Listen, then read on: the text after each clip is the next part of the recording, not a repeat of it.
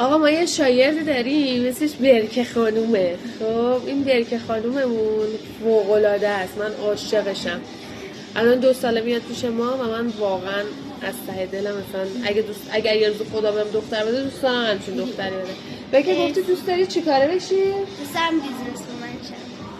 بعد 10 سالشم هست. من اصلا همسنی بودم نمیدونستم بیزینس وومن چیه. یه بهم میگفتم میخوای چیکاره بشی، گفتم بگی دکتری مهندسی چیزی. بابام که میگفت باید معلم شی. بعد بیزینس وومن چجوری از کجا اینو یاد گرفتی؟ این خب بابام یه بیزنسمنه و مامانش هم همینطور و همه اینا رو بهش یاد دادن. بعد کلا اینجا مثلا میبینم بعد بابام حتی اسم قدیمیش هم گفته تاجر مثلا میخوایم خیلی راحت نسل جدید خیلی مستقل و با دانشه واقعا.